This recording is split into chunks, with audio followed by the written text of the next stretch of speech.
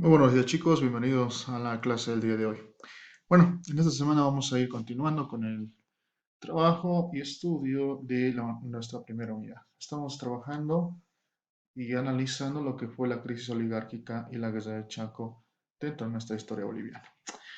En esta semana vamos a analizar lo que fueron las primeras luchas populares, haciendo referencia obviamente que nos referimos a las luchas de la clase pobre. El primer aspecto que vamos a tomar en cuenta prácticamente es las luchas por la tierra. Recordemos que en el siglo XIX Bolivia existían dos formas de propiedad agrícola. La primera era la comunidad indígena y la otra la hacienda.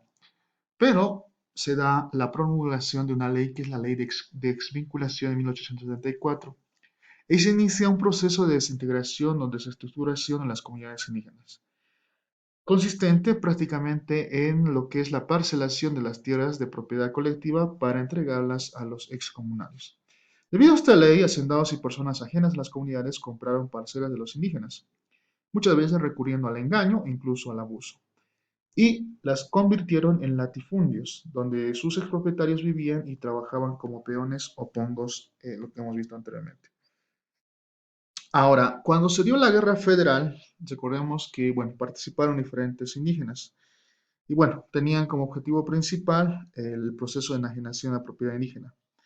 Pero lastimosamente, si bien es cierto, los liberales ganaron esta guerra, el proceso de latifundista continuó como estaba. Ahora, las estrategias indígenas que tuvieron, o los pueblos indígenas originarios, siguieron dos estrategias para poder defender sus intereses. Uno, la defensa legal, mediante caciques apoderados, y el otro es el levantamiento. Bueno, las comunidades indígenas tomaron conciencia de la importancia de respaldar el dominio de sus tierras con documentos legales. Con ese propósito buscaron los títulos de propiedad de sus tierras expedidos en su momento por las autoridades coloniales. Y de esta manera querían evitar la parcelación o la expropiación de sus tierras. Para tal fin se nombraron a los famosos apoderados, que podían ser alguno de los indígenas comunales o un abogado, quien se encargaba de buscar tales documentos en los archivos nacionales y de copiarlos para presentarlos ante las autoridades encargadas de aplicar la ley de desvinculación en las comunidades. Un destacado cacique apoderado fue Santos Marca Tula, quien entabló varios juicios en defensa de la propiedad comunal, asesorado por abogados prestigiosos como Batista Saavedra y su hermano. Pero la defensa jurídica resultó ineficaz para muchas comunidades, que pasaron prácticamente a la rebelión. En 1921, el cacique Faustino Llanqui dirigió una insurrección de los ayllus de Jesús de Machaca, en el altiplano paceño, en reclamo por las compras fraudulentas de tierras realizadas por hacendados y comerciantes. Obviamente que Bautista Saavedra ordenó la represión militar de los alzados, produciéndose una masacre.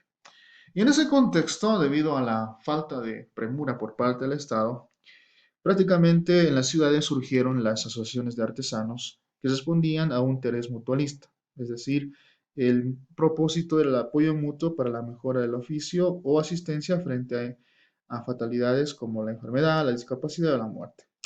Una de las más importantes organizaciones mutuales fue la Sociedad de Obreros, el Porvenir, fundada en La Paz. Más tarde se fundó la Unión Gráfica Nacional, y también ambas organizaciones estuvieron relacionadas con Ismael Montes y el liberalismo. Luego surgieron los famosos sindicatos, un tipo de organización laboral orientada por principios ideológicos y políticos que agrupaban a obreros, artesanos y mineros. El sindicalismo boliviano se desarrolló con retraso, especialmente tomando como referencia Argentina y Chile, pero sí tuvo un progreso vigoroso. Entre el año 1910 y 1920, los primeros sindicatos se agruparon en la Federación Obrera del Trabajo, con siglas FOT, que luchó por el reconocimiento de los derechos laborales. Y en este espacio toman importancia los sindicatos mineros. Bueno, las condiciones inhumanas del trabajo minero prácticamente surgieron, provocaron una lucha colectiva de los obreros por tener un trato laboral más digno. Las primeras décadas del siglo XX aparecieron en varios distritos mineros agrupaciones que se declaraban como sindicatos, aunque no estaban suficientemente organizadas, que querían o que pedían mejoras salariales y otras demandas puntuales.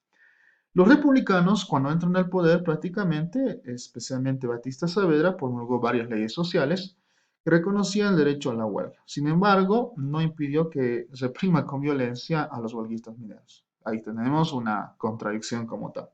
En 1923, en el distrito minero de Uncía se produjeron desórdenes a causa de la empresa Patiño, propietarios de la mina, obviamente que había dispuesto una rebaja de salarios, la extensión de las horas de trabajo y la subida de los precios de pulpería, que obviamente tiene que ver con la alimentación. Ante estos reclamos, llegó un contingente militar que masacró a los obreros mineros y sus familias. Y en las siguientes décadas y después, y hasta la Revolución del 52, hubo muchas masacres con las cuales se reprimió al movimiento obrero de las minas. Eso es lo que tenemos que entender, ¿no? Si bien es cierto, los gobiernos permitían las organizaciones, lastimosamente podríamos decir que tenían el derecho para poder también reprimirlas. Otro aspecto muy importante, aparte del sindicalismo en esta época, fue la educación indigenal, que, bueno, vamos a tomar en cuenta cómo se trabajó en estos años. Ahora, el programa del gobierno liberal incluía un plan educativo que, entre comillas, quería llevar a las personas a la civilización y al progreso a toda la población. Y en este proyecto liberal se realizaron varias reformas. Vamos a conocer tres de manera en específica. El primero, la conformación del sistema educativo escolar nacional controlado por el gobierno central. Segundo, el diseño y la implementación de un currículo escolar científico y moderno adaptado a la realidad boliviana y con profesores formados en normales estatales. Y por último, el desarrollo de la educación indigenal con programas, métodos e infraestructura especiales. Vamos a poner acá. Para aplicar esta política educativa, el gobierno de Ismael Montes recibió el asesoramiento de una misión educativa belga encabezada por el pedagogo George Roma, lo cual esbozó los lineamientos de la reformación de maestros que tuvo Bolivia hasta la Revolución de 1952. Roma impulsó la fundación de la Escuela Normal Mariscal Sucre, en la capital obviamente la capital de la República, Sucre, para la formación de los profesores.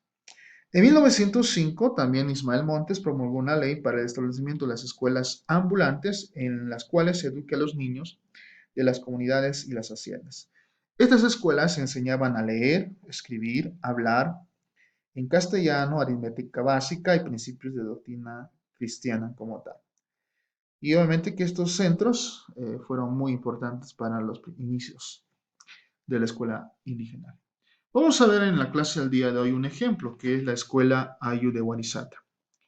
Durante la presidencia de José Gutiérrez Guerra, se aprobó el Estatuto Orgánico de la Educación Indigenal, que organizaba el sistema educativo de este sector social, aunque disponía que los niños indígenas debían recibir únicamente una educación elemental, similar al establecido en las escuelas ambulantes. Bueno, en general la educación indígena fue recibida con hostilidad por los hacendados, poco interesados en la educación de sus peones, obviamente, y obviamente que muchas familias indígenas también se ponían a entregar a sus hijos a las escuelas, pues considerar que esto se los aculturaba, es decir, prácticamente los iban a volver o prácticamente iban a desaparecer sus costumbres. En 1931 surge una escuela, la Escuela Ayu de Guarizata, fundada por Abelino Siñane y Elizardo Pérez. Estos prácticamente fueron maestros que se interesaron por lo que es la educación indígena.